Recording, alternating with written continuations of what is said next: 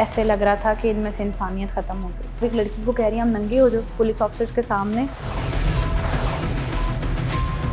अब हम उस तरह से सर उठा के दोबारा लाइफ कंटिन्यू नहीं कर सकते।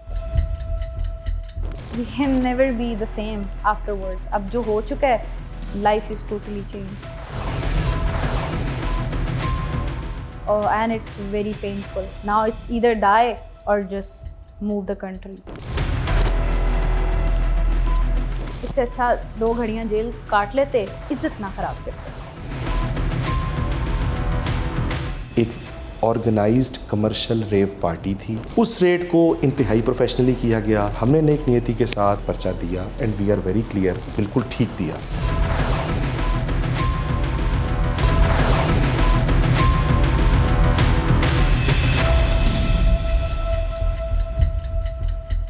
सोशल मीडिया पर एक वीडियो जिसका टाइटल तितलियां है बहुत तेज़ी से वायरल हो रही है, जिसमें देखा जा सकता है कि 2 दर्जन से ज़्यादा खवातीन एक थाने में मौजूद हैं और पुलिस एहलकार इनकी ज़बरदस्ती वीडियो बना रहे हैं। इन खवातीन को पंजाब पुलिस ने ज़िला कसूर में वाक़े एक फार्म हाउस में मुबैना तौर पर डांस पार्टी में गैर कानूनी व गैर अखलाकी हरकत और खुलेआम नशियात के इस्तेमाल के इल्ज़ाम में गिरफ़्तार किया था। इन खवातीन को 35 मर्दों के साथ, जो कि इनके साथ इसी फार्म हाउस में मौजूद थे, जज के सामने पेश किया गया, लेकिन कुछ देर समाअत के बाद ही अदालत ने इस मुकदमे को ही डिस्चार्ज कर दिया। यहाँ ये सवाल पैदा होता है कि पुलिस ने इन खवातीन की वीडियो बनाकर सोशल मीडिया पर शेयर क्यों की, और अगर पुलिस के पास इतने ही नाकाबिले तर्दीद शवाहिद मौजूद थे तो अदालत ने कुछ देर समाअत के बाद ही इस मुकदमे को ख़त्म क्यों किया। आइए पहले इस फार्म हाउस चलते हैं जहां पर मुबैना तौर पर 4 अप्रैल को एक डांस पार्टी का एहतमाम किया गया था।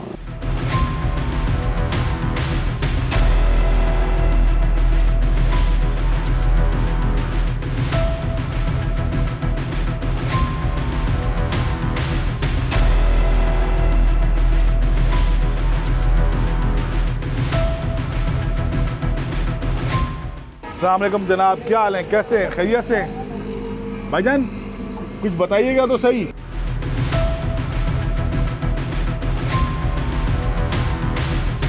कोई है कोई यहाँ पर किससे बात हो सके, किसी का नंबर मिल सके? बात तो सुने 1 मिनट के लिए। सर जी बात तो सुनिएगा, फोन पे बात ही करवा दें।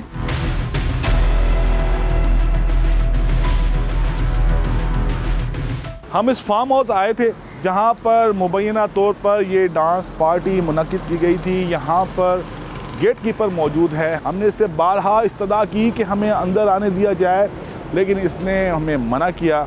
हमने इससे ये भी दरख्वास्त की कि किसी ज़िम्मेदार बंदे का नंबर ही दे दें ताकि हम ये जान सकें कि इस फार्म हाउस पर 4 अप्रैल की रात को क्या हुआ है, लेकिन इन्होंने हमें किसी शख्स का नंबर भी नहीं दिया। आइए किसी ऐसे मर्द या ख़ातून को तलाश करते हैं जो इस डांस पार्टी में मौजूद हो और इससे जानने की कोशिश करते हैं कि उस रात को हुआ क्या था।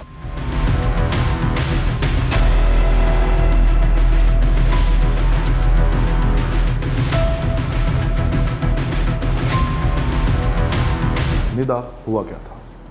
हमें एक ऑफिशियल इवेंट का इनविटेशन आया था। उसकी सोशल मीडिया पे प्रमोशन चल रही थी। सब बड़े इन्फ्लुएंसर्स और टिकटॉकर्स को इनवाइट्स आ रहे थे, मुझे भी वैसे ही आया और हम उस इवेंट पे चले गए जिसका पास बहुत एक्सपेंसिव था और इंटरनेशनल डीजेस वगैरह आ रहे थे। इस was a public event. Parking में जब पहुँचे हैं और वहीं पे पुलिस आ गई और पुलिस ने कहा आपको अरेस्ट कर रहे हैं हम लोग। We said for what? उन्होंने कहा आपके पास से मंशियात मिली हैं। वी सेड शो अस, और उन्होंने कहा बाद में दिखाएंगे थाने जाके। और जो वहाँ पे पुलिस ऑफिसर्स थे उन्होंने पकड़ के लड़कियों को उनके कॉलर्स से, उनके बाजुओं से घसीट के वैन्स के साथ मारा है। चले बैठे अंदर। They start making our videos. आप अगर वीडियो को गौर से देखेंगे, सुनेंगे तो उसके अंदर वो कह रहे हैं कि आपकी वीडियो टिकटॉक पे लगाएंगे, बाहर के लोग भी देखेंगे, वायरल करेंगे इसको। हमसे हमारे फ़ोन ले लिए हैं, हमारी इंपॉर्टेंट चीज़ें, हमारे पैसे, हमारे बैग्स, हर चीज़ उन्होंने ले ली, जो कि बाद में कुछ चीज़ें हमें वापस हुई और कुछ मनी बीच में से गायब था। हम लोगों ने वहाँ रात गुजारी है। सुबह हमें हमारे लॉयर्स आए हैं, हमें कोर्ट लेके जाया गया। कोर्ट में लॉयर्स ने डिमांड की है कि आप बताएं किस बेस पे आपने FIR की है, और जब जज ने उनसे डिमांड की है कि हमें प्रूफ करें कि क्या मिला आपको इनसे, तो they had nothing to show. तो जज ने हमें कहा आप बाइज्जत बरी कर जाते हैं। हम लोग आ जाते हैं। तो उसके बाद नेक्स्ट डे हमारी वो जो फेस क्लोज़अप वीडियोस थी वो उनके पेज पे लगी, वो वायरल हुई। वायरल इस तरह से हुई, कुछ लोग उसमें से बहुत अच्छे घराने से ताल्लुक़ रखते थे, कुछ लोग फेमस थे, लोगों के टैग्स आने शुरू हो गए। एक पेज पे लगी, दूसरे पेज पे लगी, सबने सेव की, शेयर्स की, तो हम लोग इससे वायरल हो गए। आपके साथ और भी टिकटॉकर्स, व्लॉगर्स, यूट्यूबर्स को बुलाया हुआ था? बुलाया हुआ था। वो सब बच गए? वो सब चले गए थे। आई डोंट नो मैनेजमेंट किस टाइम गायब हुई है। ये उनकी रिस्पॉन्सिबिलिटी बनती थी हमें बताना कि हमारा कोई इशू क्रिएट हो गया तो आप प्लीज़ नहीं आएँ, या आप अगर आ गए हैं तो आप लोग चले जाएँ। Literally when we reach there, तो मेरी मैनेजमेंट से 5 मिनट पहले बात हो रही थी। दे सेड आप आ जाए। हम वहाँ पहुँचे, वो लोग वहाँ पे गायब थे। इवेंट आई गेस इवैक्यूएट हो गया था, क्योंकि जब हम पहुँचे थे लाइट्स और म्यूज़िक बंद था। उन्होंने पार्किंग वाले बंदे उठाए हैं। बेसिकली इवेंट का कोई बंदा नहीं था। जो हमारे साथ लोग थे वो इवेंट में से कोई भी नहीं था। इवेंट तो खाली था, और हमारे सामने उन्होंने 2-2, 3-3 बार गाड़ियों की तलाशी ली है, और उन्होंने हमारे बैग्स भी चेक करने की कोशिश की है, हमारी तलाशी लेने की कोशिश की है। उनको वहाँ पे भी कुछ नहीं मिला। हम सब ने एक दूसरे से बात की है कि आपके पास कुछ था, आपके पास कुछ था। जैसे नहीं, हमें तो पता ही नहीं, हम तो पार्किंग से पकड़ गए, हमारे पास तो कुछ था भी नहीं। ये सारा एक्शन मैनेजमेंट के खिलाफ होना चाहिए था। जब आपको अदालत ने रिलीज कर दिया, आपने मैनेजमेंट से रब्ता किया? नंबर्स ऑफ एक घर में एक हाउस पार्टी रखी जाती है, या अगर एक जगह पे आप बाहर से कुछ लोगों को दावत देते हैं, उस पर्सनल प्रॉपर्टी के ऑनर के नाम पे अगर वहाँ पे कुछ इलीगल हो रहा है तो उस पर्सनल प्रॉपर्टी के ऑनर को पकड़ा जाता है, ना कि कोई वहाँ पे आए हुए मेहमान को। हम लोग मेहमान थे, हम लोग गेस्ट थे, हम लोग आए और हमें पकड़ लिया गया। और जिनकी प्रॉपर्टी थी, जिन्होंने वो इवेंट ऑर्गेनाइज करवाया था, वो लोग गायब थे। जब हम थाने के अंदर थे तो तब हमारी पिक्चर्स अपलोड हुई थी, तब वीडियो अपलोड नहीं थी, और फेसेस ब्लर थे। We thought okay it's fine, ये उनकी जॉब है, उन्होंने अपनी ड्यूटी पूरी करनी है। लेकिन जब उन्होंने हमारी फेसेस के साथ वाली वीडियो अपलोड की है, ट्रस्ट मी, जितने हमारे फॉलोअर्स थे और जो लोग हमें नहीं भी जानते थे, उन्होंने हमें बुरे अल्फाजों में जानना शुरू कर दिया। तो उसका इतना डैमेज हुआ कि लोग जो जॉब्स कर रहे थे उनकी जॉब्स चले गई, जो लोग अपना काम कर रहे थे उनका काम डैमेज हुआ। हम बाहर निकल रहे हैं, अब हर बंदा हमारे बारे में बात कर रहा है कि ये वो लड़कियां हैं जो पकड़ी गई हैं, ये वो लड़कियां हैं जो नशे में पकड़ी गई हैं, इनसे नशा मिला है, ये लोग डांस करती हुई पकड़ी गई हैं। ऐसे लग रहा है सब ख़त्म हो गया है। आते जाते लोग कमेंट्स पास कर रहे हैं, तो ऐसा लग रहा है कि सच्चा हम मर जाए। और literally 2 of them said that कि हम सुसाइड करने लगे। इज्जत इतने सालों से कमाई जाती है, 1 सेकंड लगता है चले जाती है, और ये वो सेकंड थे, चंद सेकंड थे जो हमारी ज़िंदगियाँ ले गई हमसे। अब हम उस तरह से सर उठा के दोबारा लाइफ कंटिन्यू नहीं कर सकते। लाइफ ख़त्म हो गई। नाउ इट्स ईदर डाई और just move the country, that's it. Police का रवैया जो ख़वातीन थी उनके साथ कैसा था? हमें वो इस तरह से पंजाबी में बोल रहे थे, जाओ उथों मेरे बूट लैके आ, जाओ उथों मेरे लित्तर लैके आ, इन्हों लाने आ, इन्हों दी होश टकाने आंदी है, वड्डे आए टिकटॉकर। लेडी कांस्टेबल्स बाहर खड़ी हैं, बाहर खड़े होकर हम लोग की वीडियोस बना रही हैं। हम वो भी वीडियोस बना रही थी और हमें पता कैसे चला, कि हम लोग बैठे हुए हैं और वो कोई लड़का, ऐसे लड़कियां सारी आपस में बात कर रही हैं, तो एकदम से वही आवाज़ किसी के फ़ोन से आने लगी, और हम सब एक देख रहे हैं, हमारे पास तो फ़ोन ही नहीं है। और हमने इधर लेडी कांस्टेबल की तरफ देखा और लेडी कांस्टेबल फ़ौरन मुड़ गई, और हमने उसे कहा आप वीडियो क्यों बना रही हैं? और वीडियोज़ भी हैं जो लेडी कांस्टेबल्स ने बनाई थी हमारी। हम लोगों के बार बार झगड़ने के बाद 3-4 दफ़ा उन्होंने हमारी वीडियोज़ बनाई हैं। We can never be the same afterwards. अब जो हो चुका है, life is totally changed and it's very painful. कभी सोचा भी नहीं था लाइफ में कि ऐसा भी होगा। हम लोग थाने में पूरी रात गुजारेंगे, इतने बुरे सलूक करेंगे हमारे साथ। लिटरली एक कांस्टेबल ने, मैंने उन्हें कहा मुझे वॉशरूम जाना है, तो शी सेड वहाँ पे ही कपड़े उतार के कर लो। मैंने कहा मेरे कपड़े ऊपर से उतरेंगे, सारा 1 पीस है, ऊपर से उतरेगा। तो कहती उतार लो।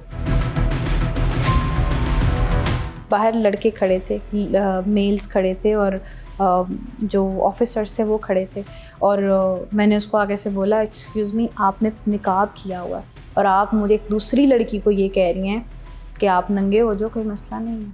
और ऐसे लग रहा था कि इनमें से इंसानियत ख़त्म हो गई। मैंने से ये कहा ना कि इंसानियत, आप एक लड़की हैं और आप एक लड़की को कह रही हैं हम नंगे हो जाओ पुलिस ऑफिसर्स के सामने वॉशरूम करने के लिए, कहती मैं सच्चों से पूछ के आती हूँ। वीडियो वायरल होने के बाद ट्रस्ट मी, जो गंदे से गंदा वर्ड, जो गलत बात लगाई जा सकती थी लगा के जब वायरल किया गया, उसके बाद लगा लाइफ एंड हो गया। इससे अच्छा 2 घड़ियां जेल काट लेते, इज्जत ना ख़राब करते।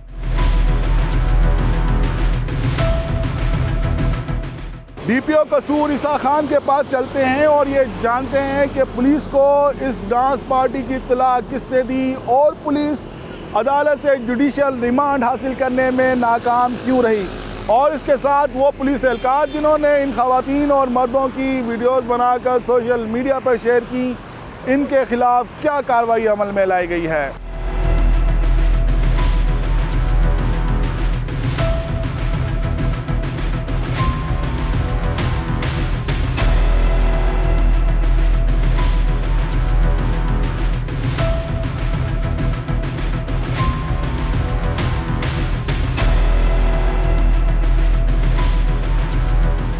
अस्सलाम वालेकुम। एक डांस पार्टी की बहुत चर्चा है ईसा साहब। पुलिस ने रेड किया, कुछ नशावर मवाद, कुछ शराब की बोतलें रिकवर की, फिर वहाँ से जो लोग गिरफ्तार हुए उनकी एक वीडियो बनती है और वो सोशल मीडिया पर वायरल हो जाती है। ये सारा मामला था क्या, इसके बारे में कुछ बताइएगा। मुझे एक इन्फॉर्मेशन मिली कि जी इस तरह से एक इवेंट हो रहा है, उसकी वेरिफिकेशन के लिए STPO जो है मुतलका एक गज़टेड अफसर हैं, उनको मैंने वो इन्फॉर्मेशन पास ऑन की कि आप इसको वेरीफाई करें। जब वो वहाँ पर मौके पर पहुँचते हैं तो उन्होंने ये देखा कि इस इंफॉर्मेशन के अंदर काफ़ी हद तक सदाकत थी। ये बरलबे सड़क एक बहुत बड़ा इवेंट भी था जिसका कि कोई NOC ना था। ज़िलाई पुलिस को इस इवेंट के बारे में किसी किस्म की कोई इन्फॉर्मेशन भी ना थी, ना कोई डिस्ट्रिक्ट इंतज़ामिया से कोई प्रायर अप्रूवल था। वहाँ पर शराब की बोतलें भी थीं, वहाँ पर पिल्स भी उनको मिली और वो एक ऑर्गेनाइज्ड रेव पार्टी थी।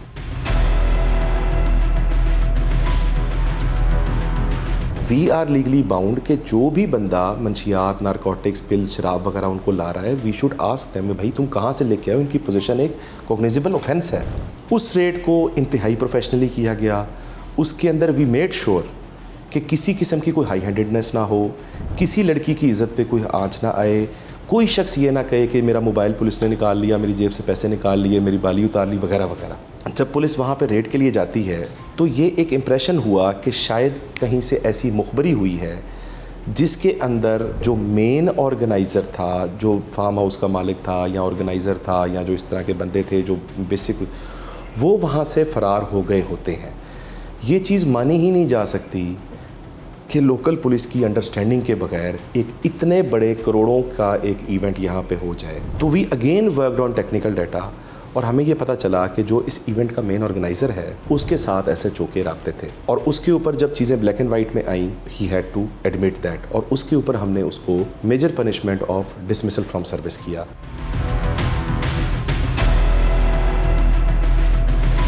दूसरा जो एक इंतहाई अफसोसनाक वाक़या हुआ कि उसमें जो ख़वातीन, जो बच्चियाँ, वो हमारी बेटियाँ हैं, बहनें हैं। नफ़रत जो है वो जुर्म से होती है, इंसान से नहीं होती, मुजरिम से नहीं होती।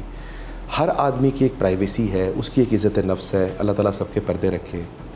लेकिन ये जो इवेंट हुआ कि जिसमें उनकी तस्वीर बनाई गई, वीडियो बनाई गई, उस वीडियो के पीछे जिस तरह की बात वो रिकॉर्डिंग में आ रही थी, इस चीज़ को हम जस्टिफाई नहीं कर सकते। ये डिसिप्लिन फोर्स का काम नहीं है। उस टाइम हमारा सबसे बड़ा चैलेंज ये था कि हम इस चीज़ को आइडेंटिफाई तो हमने कर लिया कि ये किसके मोबाइल से बनी है, क्योंकि उसकी आवाज़ पीछे आ रही थी। वो इस केस का आईओ था, उसको हमने बुलाया, उसका मोबाइल देखा तो उसके अंदर मीडिया से या किसी थर्ड पर्सन से शेयर करने के कोई शवाहिद नहीं थे। और फाइनली हम जो इसका असिस्टेंट था, जो केस फाइल राइटर था, नदीम नाम का जो कांस्टेबल था, उसके मोबाइल से ये वीडियो सबसे पहले जाती है एक लोकल ग्रुप में और वहाँ से फिर ये वायरल होती है। उन दोनों के ऊपर आईओ प्लस उस नदीम के ऊपर इन बच्चियों की आइडेंटिटी रिवील करना, इनकी ह्यूमिलिएशन कॉज करना, माशरे के अंदर एक एम्बेरसमेंट, एक डिसिप्लिन पुलिस की खिलाफ वर्जी, उसके ऊपर हमने पीका की दफात और 155C जो कि हमारी गैर डिसिप्लिन की, उसके ऊपर हमने FIR दी।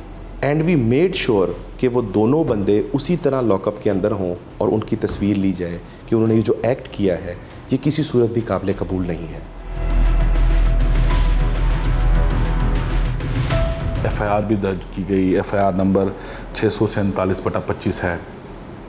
इसमें जो दफ़ात लगी, इसके लिए भी आपसे रब्ता किया गया कि इन पे दफ़ात कौन सी लगानी चाहिए? मैं इस चीज़ के ऊपर कि कौन सी दफ़ा क्या है ये मेरा काम नहीं है, लेकिन इस पे जो भी दफ़ात लगी उसमें कि लाउड स्पीकर की खिलाफ वर्जी वो बिल्कुल थी, अल्कोहल के हवाले से होना वो रिकवर हुई, पिल्स वगैरह के हवाले से होना वो बिल्कुल था। जो भी दफ़ात थी उसके मुताबिक ही उन्होंने पर्चा दिया। हदूद ऑर्डिनेंस की दफ़ा 3 और 4 भी इसके अंदर शामिल है। शराब के हवाले से जब पर्चा होता है तो वो 3-4 PHO में ही होता है। और अफीम, मेरे ख्याल में अभी तक वो डांसिंग पिल्स के हवाले से कोई कानून साजी नहीं हुई है। हाँ, ठीक बात है। एक बड़ा प्रोफेशनल रेट था आपके मुताबिक, कोर्ट में पहली हेयरिंग में ही इसको डिस्चार्ज कर दिया पूरे केस को। बिल्कुल। जो जब्त शुदा जो चीज़ें थी, जो बताया गया, जो FIR में भी लिखा गया कि शराब की बोतलें कुछ खाली मिली, कुछ भरी हुई मिली, डांसिंग पिल्स मिली, ये पुलिस पेश क्यों नहीं कर पाई? जब भी आप FIR देते हैं और मुल्ज़िमान को जब आप मजिस्ट्रेट साहब को पेश करते हैं तो आप सारे एविडेंस उठा कर नहीं ले जा रहे होते।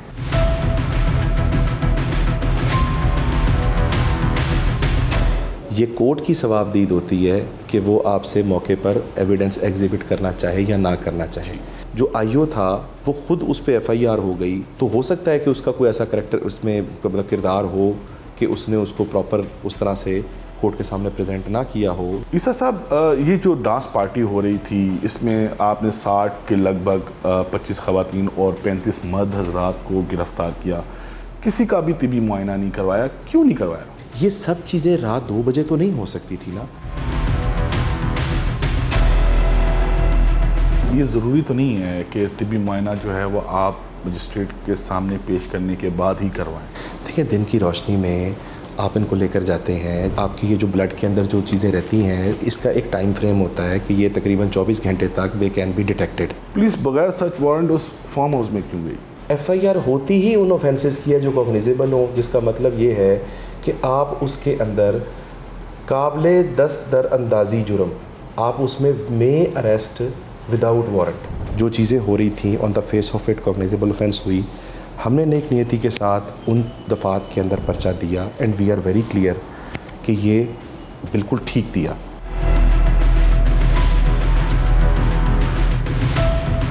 यकीनन मुझ समेत आप भी ये जानना चाहते होंगे कि आखिर अदालत में ऐसा क्या हुआ कि जज साहब ने कुछ देर समाअत के बाद ही इस केस को खारिज कर दिया। आइए मुल्जिमान के वकील सरदार नबी अहमद के पास चलते हैं और इनसे अदालती समाअत के अहवाल जानते हैं।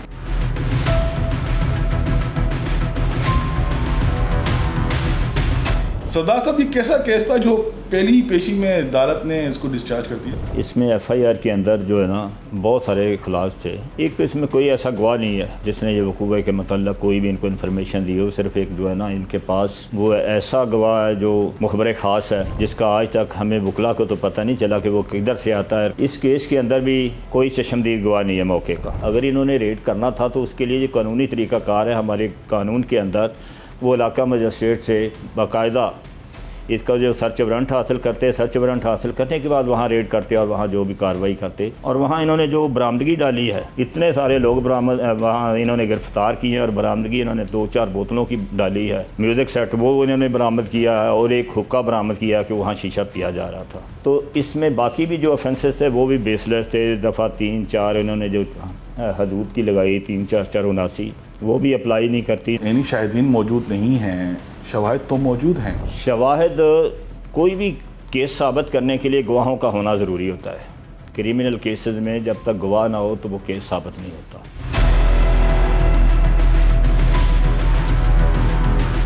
DPO कसूर ईसा खान ने इस मुबैना डांस पार्टी में शरीक ख़वातीन और मर्द हज़रात की वीडियो बनाकर सोशल मीडिया पर शेयर करने की शदीद अल्फाज में मज़म्मत की है और इस बात की भी यकीन दहानी कराई है कि इन एहलकारों के ख़िलाफ़ सख्त कानूनी कार्रवाई अमल में लाई जा रही है। इसके साथ साथ इनका कहना यह भी था कि पुलिस की कार्रवाई बिल्कुल दुरुस्त थी और वो इस अदालती फ़ैसले के ख़िलाफ़ रिवीजन में जाएंगे। इसके साथ साथ डिस्ट्रिक्ट बार एसोसिएशन कसूर ने भी इस अदालती फ़ैसले पर तशवीश का इजहार किया है। इस वीडियो पर अपना फ़ीडबैक ज़रूर दीजिएगा। अपना ख्याल रखिएगा। अल्लाह हाफ़िज़।